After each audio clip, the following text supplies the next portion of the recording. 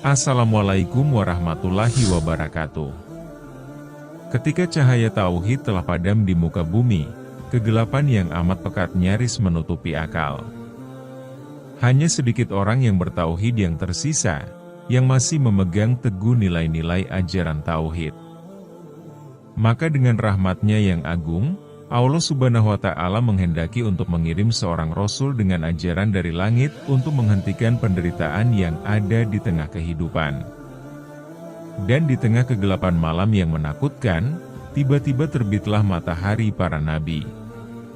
Kehadiran nabi ini merupakan bukti terkabulnya doa Nabi Ibrahim alaihi salam, kekasih Allah Subhanahu wa Ta'ala, dan sebagai bukti kebenaran kabar gembira yang telah disampaikan oleh Nabi Isa alaihi salam. Allah Subhanahu wa Ta'ala memberikan salawat kepada Nabi sebagai tanda rahmat dan berkah. Para malaikat juga mengirimkan salawat kepada Nabi sebagai bentuk pujian dan permohonan ampun, sementara umat beriman mengirimkan salawat sebagai tanda penghormatan. Allah Subhanahu wa Ta'ala berfirman, sesungguhnya Allah dan para malaikatnya memberikan salawat kepada Nabi. Hai orang-orang yang beriman, berikanlah salawat dan salam penghormatan kepada Nabi. Surat Al-Ahzab ayat 56. Sebelumnya, Allah Subhanahu wa Ta'ala mengutus para nabi sebagai rahmat bagi kaum dan era mereka masing-masing, tetapi Allah Subhanahu wa Ta'ala mengutus beliau sebagai rahmat untuk seluruh alam semesta. Beliau datang membawa rahmat yang universal untuk orang-orang di zamannya dan untuk semua zaman. Allah Subhanahu wa Ta'ala berfirman, dan kami tidak mengutusmu melainkan sebagai rahmat bagi seluruh alam semesta. Misi dakwah para nabi sebelumnya adalah untuk menyebarkan Islam, sama seperti ajaran yang dibawa oleh nabi terakhir, yaitu Islam. Beliau adalah Muhammad bin Abdullah bin Abdul Muttalib, putra seorang wanita dari suku Quraisy. Beliau adalah pemimpin bagi keturunan Nabi Adam alaihi salam.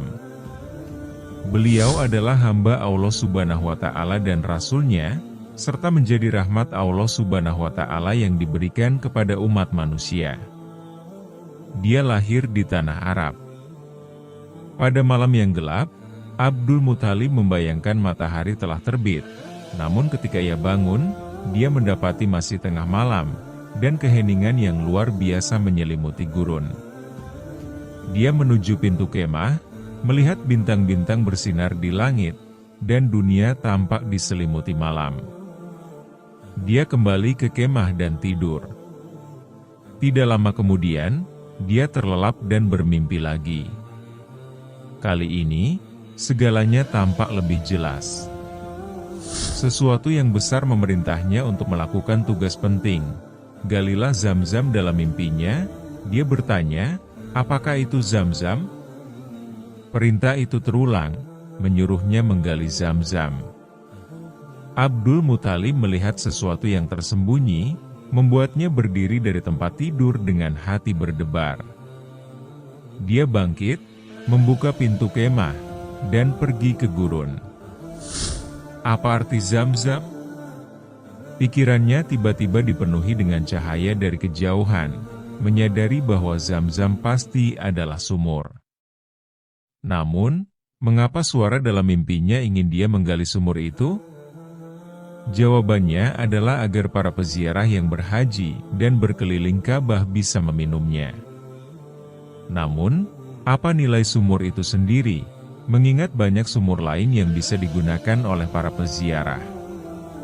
Abdul Muttalib duduk di tengah pasir gurun pada tengah malam, merenungkan bintang-bintang sambil memikirkan cerita-cerita kuno tentang sumur yang airnya memancar akibat tendangan kaki Nabi Ismail alaihi salam.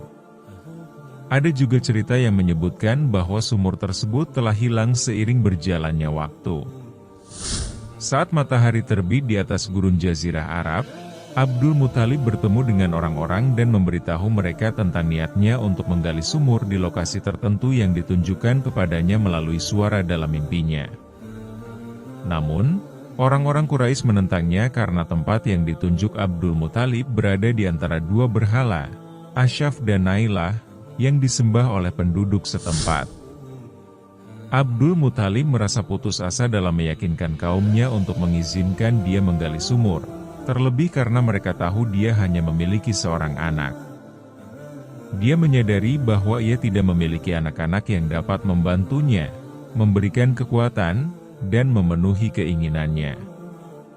Pada masa itu, wilayah Arab dipenuhi dengan suku-suku yang memiliki ikatan fanatisme atau kesukuan yang kuat, dan perlindungan keluarga sangat diutamakan. Dalam kesedihan, Abdul Muthalib pergi ke Ka'bah, berdiri di hadapannya, dan membuat nazar kepada Allah Subhanahu wa Ta'ala. Dia berdoa, "Jika Engkau memberiku 10 anak laki-laki yang tumbuh dewasa dan mampu melindungiku saat aku menggali sumur Zam-Zam, maka aku akan mengorbankan salah satu dari mereka di sisi Ka'bah sebagai korban." Langit pun membuka pintunya untuk doa tersebut. Tidak sampai setahun kemudian, istrinya melahirkan anak laki-laki kedua, dan setiap tahun berikutnya ia diberi anak laki-laki hingga pada tahun ke-9, Abdul Muthalib memiliki 10 anak laki-laki. Waktu berlalu, dan anak-anak Abdul Muthalib tumbuh menjadi dewasa. Abdul Muthalib akhirnya menjadi orang yang memiliki kemampuan. Selanjutnya, Abdul Muthalib berupaya melaksanakan rencana yang telah ditunjukkan dalam mimpinya, yaitu ia bersiap untuk mengorbankan salah satu anaknya sebagai bagian dari nazar yang telah ia buat. Maka diadakanlah undian di antara 10 anaknya, dan nama yang terpilih adalah anak bungsunya, Abdullah. Ketika nama Abdullah terpilih dalam undian, orang-orang di sekitarnya mencoba memberontak, dengan menyatakan bahwa mereka tidak akan membiarkan Abdullah dikorbankan. Pada masa itu, Abdullah dikenal sebagai pribadi yang berintegritas tinggi di wilayah Arab, berhasil memenangkan simpati dari masyarakat sekitarnya. Dia tidak pernah melukai siapapun, bahkan tidak pernah meninggikan suaranya melebihi orang lain. Senyumnya yang khas, dikenal sebagai senyum terlembut di semenanjung Arab. Kejernihan rohaninya dan kemuliaan hatinya bagaikan oasis di tengah gurun yang keras, sehingga semua orang tertarik kepadanya dan menolak upaya pembunuhan terhadapnya. Para pemuka Quraisy berkata, "Kami lebih rela mengorbankan anak-anak kami sendiri daripada dia harus dibunuh, dan kami akan menjadikan anak-anak kami sebagai ganti tebusannya. Kami tidak akan menemukan orang yang lebih mulia darinya jika kami membunuhnya. Pertimbangkanlah kembali hal ini, dan izinkan kami untuk berkonsultasi dengan para dukun." Abdul Muthalib tampaknya tidak dapat menanggung tekanan tersebut, sehingga ia mempertimbangkan kembali keputusannya. Mereka lalu pergi menemui seorang dukun yang bertanya, "Berapa banyak taruhan yang kalian punya?" Jawab mereka, 10 ekor unta. Dukun itu menyarankan, "Bawalah 10 unta itu, kemudian lakukanlah undian lagi antara unta-unta tersebut dan nama Abdullah. Jika undian menunjuk kepadanya, tambahkan lagi 10 ekor unta, dan ulangi undian itu sampai nama Abdullah tidak muncul lagi." Kemudian, undian dilaksanakan atas nama Abdullah dan 10 ekor unta besar. Hasil undian terus menunjukkan nama Abdullah, sehingga Abdul Muthalib menambahkan 10 ekor unta lagi. Nama Abdullah terus muncul, dan mereka menambah 10 ekor unta lagi hingga jumlahnya mencapai 100. Setelah itu, nama unta yang muncul. Masyarakat sangat gembira hingga menitikkan air mata, karena Abdullah berhasil diselamatkan. Lalu, 100 ekor unta disembelih di samping Ka'bah, dan dibiarkan di sana tanpa disentuh oleh manusia atau binatang buas. Abdul Muthalib merasa sangat bersyukur atas keselamatan anaknya, Abdullah. Ia bertekad untuk menikahkannya dengan gadis terbaik di Jazirah Arab. Pada suatu hari, ia membawa Abdullah keluar dari Ka'bah menuju rumah Wahab dan di sana, ia melamar Aminah binti Wahab untuk anaknya. Akhirnya, Aminah binti Wahab dan Abdullah bin Abdul Muthalib menikah, di mana Abdullah dikenal sebagai pemuda yang sangat mulia dan sangat disayangi oleh kaum Quraisy. Api-api dinyalakan di gunung-gunung Mekah, memandu para musafir dan tamu ke lokasi acara pernikahan Abdullah dan Aminah. Hewan korban disembelih, memberi makan orang-orang fakir serta binatang buas dan burung. Abdullah menghabiskan 2 bulan bersama istrinya di rumah pernikahan sebelum bergabung dengan kafilah Quraisy yang berangkat ke Syam. Kesempatan terakhir Aminah binti Wahab untuk bersamanya. Abdullah, wajahnya berseri-seri, berpamitan dengan Aminah. Setelah itu, ia menghilang bersama kafilah. Aminah tidak sadar bahwa itu adalah perpisahan terakhir mereka. Abdullah berkunjung ke paman-pamannya dari kabilah Bani Najjar di Madinah, di mana ia akhirnya meninggal dunia. Abdullah bin Abdul Muthalib telah berpulang. Pada saat itu, usianya baru 25 tahun. Berita duka ini cepat menyebar dan sangat menyayat hati mereka yang mendengarnya, hingga sampai ke telinga istrinya. Aminah terlihat menangis pilu, bertanya-tanya dalam hatinya tanpa menemukan jawaban, mengapa Allah Subhanahu wa Ta'ala menebusnya dengan 100 unta hanya untuk kemudian menentukan ajalnya. Tak lama setelah itu, gerakan halus terasa di rahimnya, dan ia mulai sadar bahwa ia tengah mengandung. Aminah menangis lagi, kali ini bukan hanya untuk dirinya sendiri tetapi juga untuk anak yang akan ditinggalkan oleh ayahnya sebelum sempat ia lahir. Aminah tidak pernah mengetahui sebelumnya bahwa janin dalam kandungannya akan menjadi anak yatim. Ayahnya meninggal saat ia dilahirkan. Anak yatim ini akan menanggung beban anak-anak yatim lainnya, orang-orang miskin, serta mereka yang berduka di dunia ini. Ia akan menjadi nabi terakhir dan utusannya kepada umat manusia. Ia akan menjadi rahmat yang diberikan kepada manusia. Dan hanya mereka yang merasakan penderitaan dan kepahitan yang akan mengerti makna rahmat tersebut. Inilah anak kecil yang sejak sebelum kelahirannya telah merasakan kesedihan.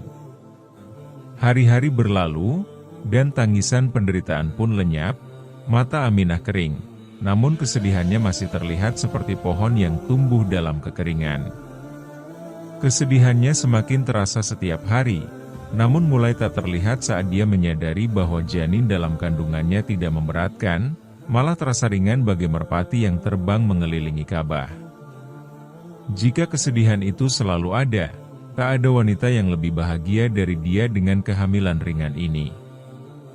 Janin tersebut adalah manusia mulia di hadapan Tuhan, dan hari kelahirannya pun semakin dekat. Di saat yang sama, pasukan Abraha mendekati Mekah. Abraha adalah penguasa Yaman ketika wilayah tersebut berada di bawah kekuasaan Habasyah, setelah pengusiran penguasa Persia. Di Yaman, ia mendirikan sebuah gereja yang megah dengan tujuan agar orang-orang Arab berpaling dari Baitul Haram di Mekah. Namun, ketika gereja tersebut tidak berhasil menarik perhatian orang-orang Arab seperti yang diharapkan, Abraha bertekad untuk menghancurkan Ka'bah agar orang-orang beralih ke gerejanya. Dengan niat tersebut, ia mengumpulkan pasukan besar yang dilengkapi dengan berbagai senjata dan bergerak menuju Ka'bah. Pasukan Abraha terdiri dari sekelompok gajah besar yang digunakan untuk menghancurkan Ka'bah. Gajah-gajah tersebut serupa dengan tank-tank yang digunakan saat ini. Orang-orang Arab mendengar tentang rencana ini dan meskipun mereka dikenal sebagai penyembah berhala, mereka tetap sangat menghargai dan menghormati Ka'bah. Mereka percaya bahwa mereka adalah keturunan Nabi Ibrahim alaihissalam dan Nabi Ismail alaihissalam, yang merupakan pemelihara Ka'bah. Perjalanan pasukan itu tiba-tiba terhenti ketika seorang lelaki terhormat dari penduduk Yaman bernama Dunahar menghadang mereka. Dia mengajak kaumnya dan orang-orang Arab lainnya untuk melawan Abraha, dan beberapa orang pun bergabung dengannya. Meskipun demikian, Abraha berhasil menghadapi tentara kecil itu dan dengan mudah mengalahkan mereka. Akibatnya, Dunahar kalah dan ditawan oleh Abraha. Selanjutnya, pasukan Abraha juga menghadapi perlawanan dari Nufail bin Hubaid al-Aslami, tetapi sekali lagi, Abraha berhasil mengalahkan mereka dan menawan Nufail. Ketika Abraha melintasi kota Taif, beberapa tokoh setempat mendekatinya, gemetar ketakutan, dan mengatakan bahwa rumah yang hendak ia tuju bukanlah di tempat mereka, melainkan di Mekah. Mereka berusaha mengalihkan perhatiannya dari rumah berhala mereka, yang di dalamnya terdapat berhala bernama Latha, dan kemudian mengirim seseorang untuk menunjukkan kepada Abraha lokasi Ka'bah. Di perjalanan antara Taif dan Mekah, Abraha mengirimkan pemimpin pasukannya untuk mengamati keadaan Mekah. Di sana, ia merampas banyak harta, termasuk 200 unta milik Abdul Muthalib bin Hashim, yang saat itu merupakan salah satu pembesar Quraisy, pemimpin mereka, dan penjaga sumur Zam-Zam.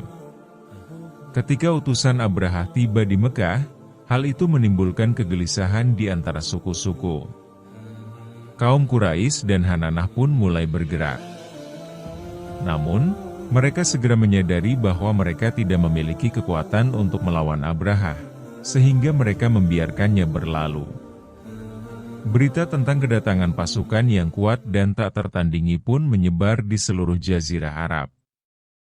Dalam surat yang dibawa oleh utusannya, Abraha menyatakan bahwa tujuannya bukan untuk berperang, melainkan hanya untuk menghancurkan Ka'bah. Dia menegaskan bahwa jika mereka tidak melawannya, maka tidak akan ada darah yang tertumpah. Utusan tersebut kemudian bertemu dengan Abdul Muthalib dan menyampaikan niat Abraha. Abdul Muthalib menjawab, "Kami tidak ingin berperang dengannya karena kami tidak memiliki kekuatan.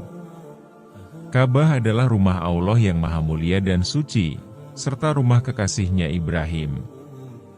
Jika Allah mencegahnya, maka itu adalah rumahnya dan tempat sucinya. Namun, jika Allah membiarkannya, maka demi Allah, kami tidak memiliki kekuatan untuk mempertahankannya." Setelah itu, utusan tersebut pergi bersama Abdul Muthalib menuju Abraha. Abdul Muthalib merupakan sosok yang sangat dihormati dan mulia. Dia memiliki wibawa dan kehormatan yang luar biasa. Saat Abraha melihatnya, dia menunjukkan rasa hormat kepadanya. Abraha memuliakannya dan tidak ingin Abdul Muthalib duduk bersamanya di kursi kekuasaan. Maka, Abraha turun dari kursinya, duduk di atas permadani, dan menempatkan Abdul Muthalib di sampingnya. Lalu dia berkata kepada penerjemahnya, "Tanyakan apa keinginannya." Abdul Muthalib menjawab, "Saya ingin Abraha mengembalikan 200 unta yang dia ambil dariku." Mendengar ini, ekspresi Abraha berubah, dan dia berkata kepada penerjemahnya, "Saya kagum padanya saat pertama kali melihatnya, dan saya berhati-hati saat berbicara dengannya. Apakah kamu hanya membicarakan tentang 200 unta yang saya ambil, dan kamu tidak sama sekali menyentuh topik tentang rumah yang merupakan simbol agama dan leluhurmu, yang saya datang untuk hancurkan?" Abdul Muthalib menjawab, "Saya pemilik unta, sedangkan rumah itu milik Tuhan yang akan melindunginya." Abraha berkata, "Dia tidak akan bisa melindunginya dari saya." Abdul Muthalib balas, "Kita akan lihat nanti." Dialog antara Abdul Muthalib dan Abraha telah selesai. Abraha mengembalikan unta yang dirampasnya. Abdul Muthalib kemudian bertemu dengan orang-orang Quraisy, menceritakan pengalamannya, dan memerintahkan mereka untuk meninggalkan Mekah dan berlindung di gua-gua gunung. Kota Mekah pun dikosongkan oleh penduduknya. Aminah binti Wahab pergi ke gunung dekat Mekah, dan kemudian malaikat turun ke bumi Jazirah Arab. Abdul Muthalib berdiri, memegang pintu Ka'bah, dan bersama sekelompok orang Quraisy, mereka berdoa kepada Allah Subhanahu wa Ta'ala, memohon perlindungannya agar para malaikat mengarahkan gajah-gajah untuk tidak melangkah. Gajah-gajah itu pun tetap di tempatnya, taat pada perintah malaikat. Meskipun menerima pukulan dahsyat, gajah-gajah itu tetap diam, gemetar dan berteriak, namun tetap menolak untuk bergerak. Abraha bertanya, "Mengapa pasukan tidak bergerak?" Lalu dijelaskan kepadanya bahwa gajah-gajah itu menolak untuk bergerak. Dengan emosi, Abraha mengangkat cemetinya, ingin menyaksikan sendiri apa yang terjadi pada gajah-gajahnya. Matahari bersinar terang saat ia duduk di dalam kemah. Ketika ia melangkah keluar, matahari tertutup oleh kawanan burung. Abraha menengadah ke langit, awalnya mengira ia melihat gumpalan awan hitam. Namun, setelah ia memperhatikan lebih jauh, ia menyadari itu bukanlah awan. Itu adalah rombongan burung yang menghalangi sinar matahari, menciptakan ilusi seperti awan tebal. Burung-burung ababil berjumlah banyak. Gajah-gajah meningkatkan teriakannya dan tampak ketakutan. Rasa takut itu pun menyebar ke seluruh pasukan. Abraha berteriak kepada pasukannya, memerintahkan agar gajah-gajah dipaksa maju. Tiba-tiba, salah satu jendela dari Al-Jahim terbuka, dan burung-burung mulai menghujani pasukan dengan batu sijil, batu yang sama yang pernah dilemparkan kepada kaum Nabi Lut. Batu-batu tersebut mirip dengan bom atom yang digunakan di zaman sekarang. Pasukan Abraha kembali dalam keadaan hancur, dengan daging mereka berserakan di jalan. Abraha sendiri terluka parah, meninggalkan tempat itu dengan dagingnya yang tercabik-cabik. Dadanya terbelah dan ia pun meninggal. Jasad pasukannya kemudian tersebar di bumi, layaknya tanaman yang telah dimakan binatang. Hampir setengah abad kemudian, sebuah surah turun di Mekah yang menceritakan tentang peristiwa tersebut. Apakah kamu tidak memperhatikan bagaimana Tuhanmu telah bertindak terhadap tentara gajah? Bukankah Dia telah menjadikan tipu daya mereka untuk menghancurkan Ka'bah itu sia-sia? Dan Dia mengirimkan kepada mereka burung yang berbondong-bondong, yang melempari mereka dengan batu, berasal dari tanah yang terbakar, lalu Dia menjadikan mereka seperti daun yang dimakan ulat. Surah Al-Fil ayat 1-5. Pasukan gajah yang berusaha menghancurkan Mekah dikalahkan. Mereka dihancurkan dan Tuhan, pemilik Ka'bah, berhasil melindungi rumah sucinya. Perlindungan ini bukan karena penghormatan kepada penghuni rumah tersebut atau sebagai jawaban atas doa-doa penyembah berhala di tempat itu. Allah Subhanahu wa Ta'ala, sebagai pelindung Ka'bah, memeliharanya dengan hikmah yang agung. Allah Subhanahu wa Ta'ala memiliki rencana untuk rumah itu. Allah Subhanahu wa Ta'ala ingin menjaga agar tempat itu tetap menjadi wilayah yang damai bagi umat manusia, menjadi pusat ajaran baru, dan menjadi tanah yang aman dan bebas, yang tidak dikuasai oleh siapapun dari luar, serta tidak didominasi oleh pemerintahan asing yang dapat membatasi penyebaran dakwah. Hal tersebut terjadi karena di sana, di antara rumah-rumah Mekah, lahir seorang anak yang ibunya bernama Aminah binti Wahab dan ayahnya Abdullah, seorang tokoh Arab terkemuka. Anak tersebut belum lahir, belum menerima tugas kenabian, belum memikul beban Islam, dan belum menjadi rahmat bagi semesta. Namun, Abraha datang dengan niat untuk menghancurkan semuanya, tanpa menyadari rahasia-rahasia yang tersembunyi. Tragedi yang dialami Abraha terjadi karena ia mencoba menantang kehendak ilahi, sehingga kehendak ilahi tersebut menghancurkannya dengan mukjizat yang menakjubkan. Banyak burung datang membawa batu-batu yang suaranya tidak terdengar.